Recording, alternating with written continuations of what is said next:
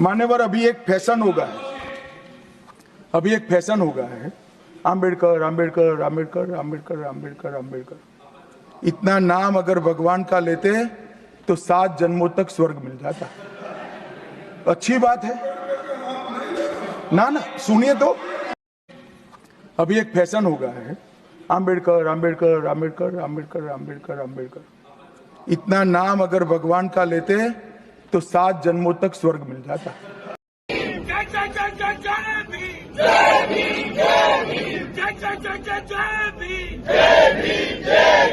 अमित शाह माफी मांगो, माफी मांगो, माफी मांगो। अमित शाह माफी मांगो, माफी मांगो, माफी मांगो। अमित शाह माफी मांगो, माफी मांगो, माफी मांगो। अमित शाह माफी मांगो, माफी मांगो, माफी मांगो। अमित शाह माफी मांगो, माफी मांगो, माफी मांगो। मोदी जी को अगर थोड़ा सा भी बाबा साहब अंबेडकर के बारे में श्रद्धा है तो रात के 12 बजे के अंदर वो निकाल देना चाहिए, उनको ड्रॉप कर देना चाहिए।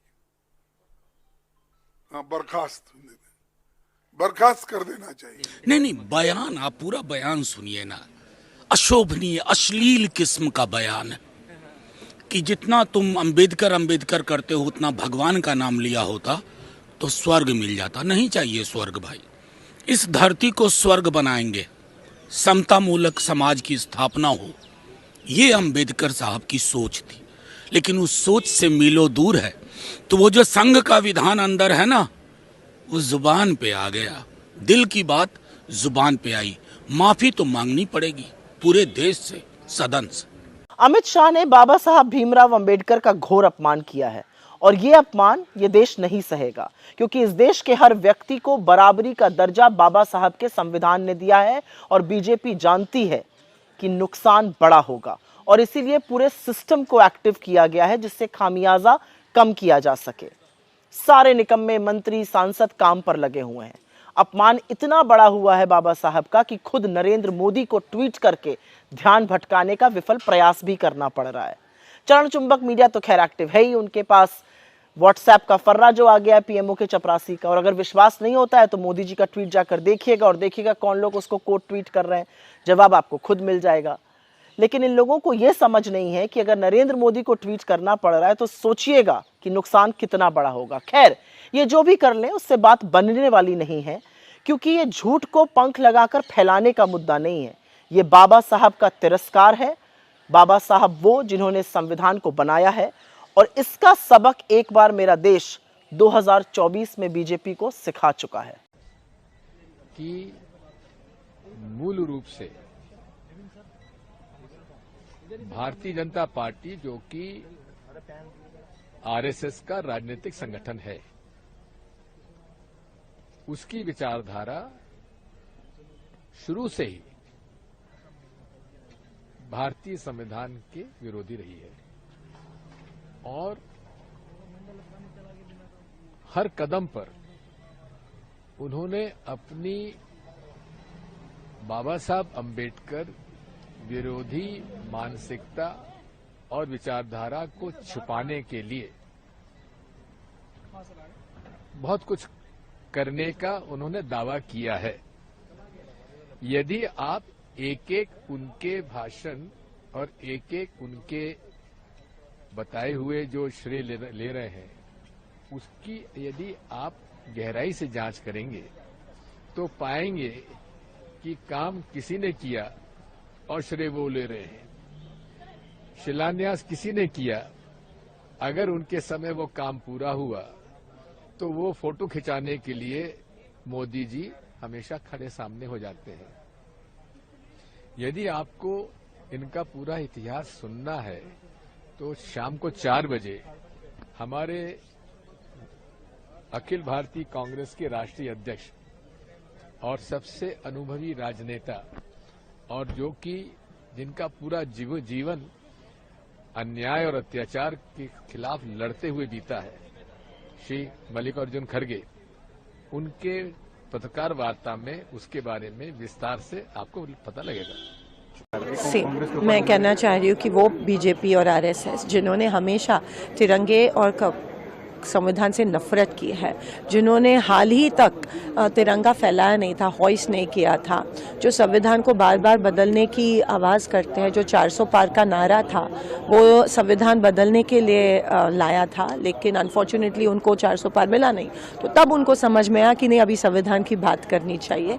तो अभी संविधान के ऊपर प्यार करने का शो कर रहे हैं, लेकिन ये सिर्फ शो है। वो कल हमें पता चला, जो दूध का दूध पानी का पानी कल हो गया। और जो अंतर मन से अमित शाह जी ने बात की उनके, कि बाबा साहब जो कहते हैं उतने अगर उतनी ही बार भगवान का नाम लेते थे तो स्वर्ग प्राप्त करते थे, इसकी हम कड़ी निंदा करते हैं। बाबा साहब, संविधान, संसद, लोकतंत्र का इतना बड़ा अपमान अगर इस देश के गृह मंत्री कर रहे हैं तो हम उन्होंने माफ़ी मांगनी चाहिए और रेजिग्नेशन भी देना चाहिए।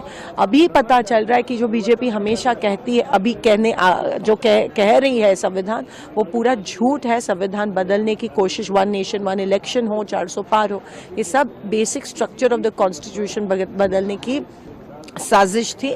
और वो जो उनका असली चेहरा कल बाहर आया। जब प्रधानमंत्री जी ने ट्वीट किया और कहा कि कांग्रेस नहीं, जब देश में इतनी सारी मुसीबतें हैं, जैसे बेरोजगारी, अदानी होगा, महंगाई के विषय है, किसानों के विषय है, इसके ऊपर चर्चा होनी चाहिए। लेकिन वो कभी करते नहीं है, ना उसके ऊपर कभी डिस्कशन में शामिल होते हैं। तो ये बहुत ही एक सीरियस बात है। और जब उनको कोई कुछ नहीं मिलता तब वो फैमिली और डायनेस्टी इन चीज़ों पे आ जाए।